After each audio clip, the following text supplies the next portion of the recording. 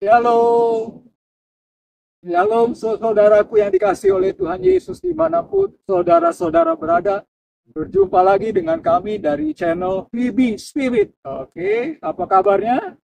Masih dalam keadaan baik-baik saja ya. Dan kami juga terus berdoa bagi saudara-saudara semuanya supaya kita tetap dalam keadaan sehat dan yang terpenting sehat iman, bertumbuh imannya. Nah, ini mumpung kita bertemu lagi, ini timing yang pas, Tuhan sudah atur, kita bisa bertemu lagi meskipun kami menjumpai melalui tayangan video ini. Tetapi ini tidak mengurangi berkat Tuhan untuk kita semuanya. Yuk, saya mau mengajak kita kembali bersekutu dengan Tuhan. Yuk, semangat, ambil Alkitab saudara, kita mau bersekutu dengan Tuhan.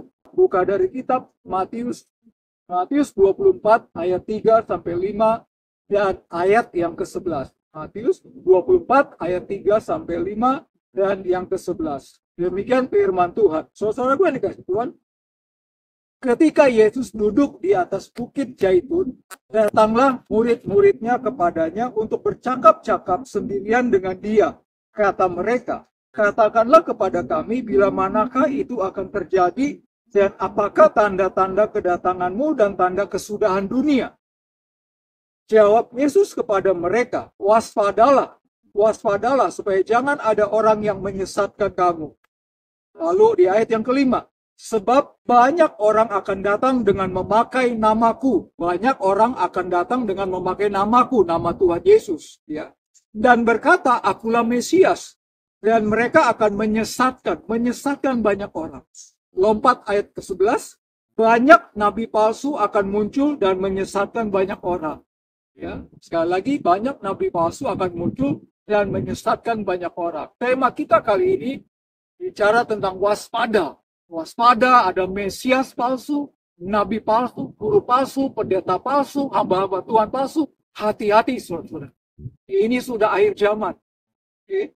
Video ini melanjutkan apa yang sudah pernah kami tayangkan sebelumnya. Temanya tentang waspada, waspadalah ajaran sesat. Nah, ini lanjutannya, sesi berikutnya.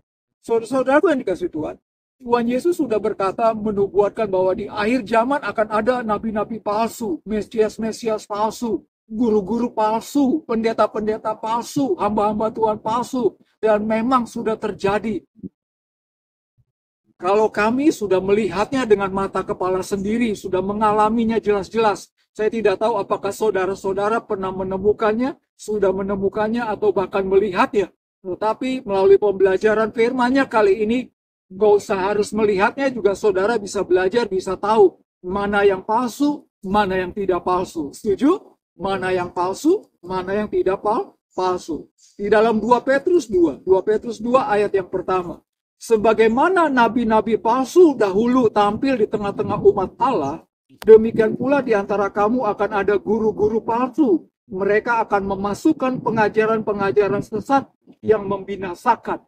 Dan selanjutnya, saudaraku yang dikasih Tuhan, jadi sejak dahulu juga sudah ada nabi-nabi palsu, guru-guru palsu, dan hari-hari ini semakin mendekati akhir zaman, semakin mendekati Tuhan Yesus mau datang kembali, maka akan semakin banyak penyesat-penyesat. Dan guru-guru palsu ini dikatakan dalam firman Tuhan, mereka akan memberikan pengajaran-pengajaran sesat. Ya. Pengajaran sesat seperti apa, saudara bisa lihat di tayangan video kami yang sebelumnya. Nah, kami hanya mau membahas kali ini tentang nabi palsunya.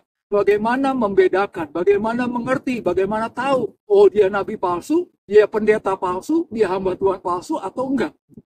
Setuju? Bisa dipahami maksud saya? Saudara yang dikasih Tuhan, kata palsu menurut kamus bahasa Indonesia adalah sesuatu keadaan yang tidak benar, atau disebutnya itu palsu, atau yang salah, atau juga perbuatan atau jalan yang keliru, atau yang kesasar. Itu namanya menurut Kamus Besar Bahasa Indonesia. Tetapi kalau dalam arti rohaninya, palsu berarti salah, atau keliru, atau menyimpang dari Tuhan. Jadi tidak di jalannya Tuhan, tetapi menyimpang, atau keliru, atau salah, tidak sesuai dengan firman Tuhan. Itu namanya palsu. Saudara bisa dipahami? Mari kita melanjutkan. Di dalam Yeremia Yeremia 5 ayat yang ke-31. Para nabi bernubuat palsu dan para imam mengajar dengan sewenang-wenang. Dan umatku menyukai yang demikian.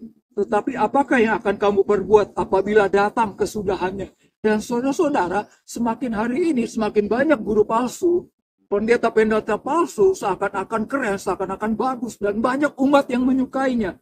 Ini Yeremia, pada zaman lalu juga begitu, saudara. Umat Tuhan, umat Israel terpancing, terpesona melihat, wih, keren, wih, nabinya keren, wih, pendetanya keren. Saudara, hati-hati.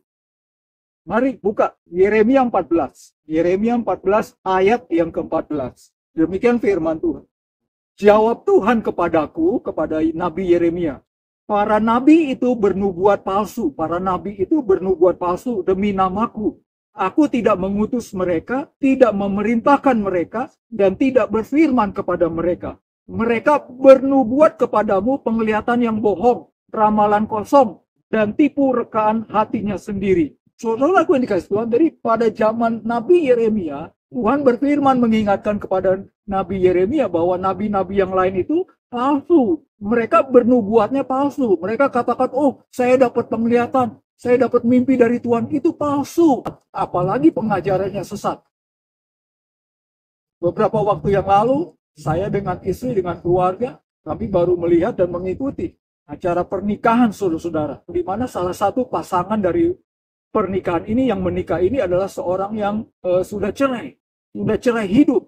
Ya, jadi bercerai bukan karena meninggal, tapi pasangannya memang mereka cerai hidup, lalu menikah lagi. Firman Tuhan berkata itu mereka dalam dosa perzinahan. Nah, saudara, tetapi pendetanya memberkati. Bayangkan, saudara bisa bayangkan, apakah ini benar atau salah? Ini palsu. Saudaraku yang dikasih Tuhan, apa yang menyebabkan itu menjadi palsu atau tidak? Di video yang lalu kami sudah katakan bahwa penyebabnya adalah tidak lain tidak bukan siapa? Setan, iblis. Setan itu adalah pembuat kepalsuan. Setanlah yang membuat ajaran-ajaran sesat melalui para nabi-nabi, melalui para pendeta-pendeta, melalui para hamba-hamba Tuhan yang bisa dibohongi, yang bisa disesatkan. Bagaimana ciri-cirinya pendeta, guru-guru palsu, hamba-hamba Tuhan palsu? Saudara, mari kita lihat. Matius pasal 7 ayat 15 sampai 16. Matius 7 ayat 15 sampai 16. Waspadalah terhadap nabi-nabi palsu yang datang kepadamu dengan menyamar seperti domba, tetapi sesungguhnya mereka adalah serigala yang buas. Ya, jadi seperti domba, tetapi sebetulnya serigala yang buas. Dari buahnya lah kamu akan mengenal mereka. Dapatkah orang memetik buah anggur dari semak duri atau buah ara dari rumput duri? Saudaraku yang dikasih Tuhan, bagaimana mengenali ciri-cirinya? Ini pendeta palsu, pendeta benar, pendeta yang bagus atau tidak? Saudara, yang pertama adalah bahwa ibarat seperti domba melawan serigala. Sangat kontras, saudara-saudara. Domba itu artinya binatang yang polos, binatang yang bersih, dan kesukaannya makanannya rumput.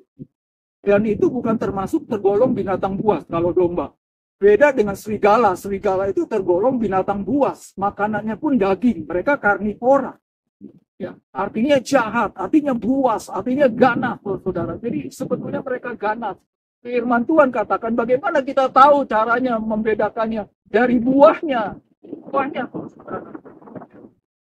Buahnya, kalau pendeta yang benar, hamba-hamba Tuhan yang benar, pasti mengajarnya benar, pasti mengajarnya dengan sopan, pasti mengajarnya tidak mencari keuntungan, tidak serakah, tidak cari popularitas, tidak cari yang lain-lain selain dari hanya memuliakan nama Tuhan. Tetapi kalau hamba-hamba Tuhan palsu, guru palsu, nabi palsu, pendeta palsu, mereka cari kehormatan, mereka cari uang, cari fulus. Zaman sekarang udah banyak pendeta yang mencari kekayaan untuk dirinya sendiri, memakai label pelayanan, memakai label yayasan, tetapi sebetulnya palsu. Ini sudah banyak terjadi, saudara. Hati-hati, pendeta-pendeta palsu, penipu. Amin, saudara. Mereka mencari keserakahan, mereka mencari popularitas. Bahkan saya pernah dengar dari seorang teman saya. Ada teman saya pendeta, dia berkata, dia menghadiri satu acara. Ketika ada pendetanya masuk, saudara. Pendetanya, MC-nya mengatakan, harap berdiri semuanya. Dan memberikan hormat kepada pendeta. Waduh, luar biasa, saudara. Luar biasa hari-hari ini. Inilah akhir zaman, saudara. Ya, Sengaja kami membawa kita kepada pengajaran begini supaya kita tahu, kita hati-hati di akhir zaman. Gampang melihatnya yaitu dari buahnya kata firman. Di dalam Kisah Para Rasul 13 ayat 6 sampai 10 berkata demikian.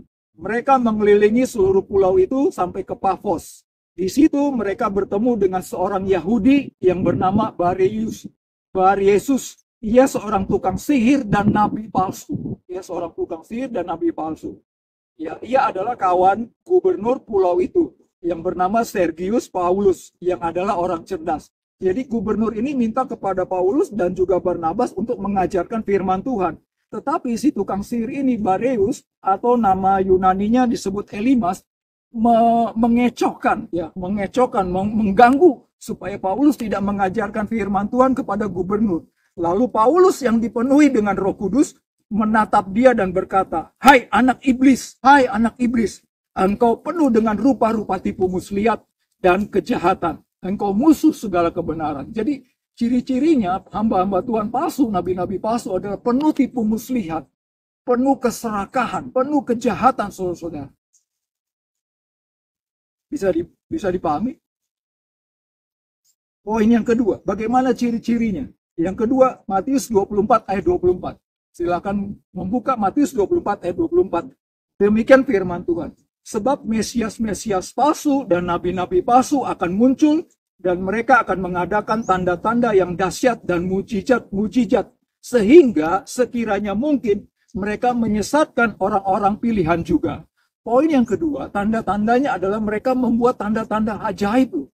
Mujizat, saudara, hati-hati ya. Hari ini banyak orang Kristen yang mudah terkecoh melihat pendeta bisa bikin mujizat, bisa bikin keren, kesembuhan total, kesembuhan ilahi katanya. Lalu percaya, saudara, setan bisa melakukan itu.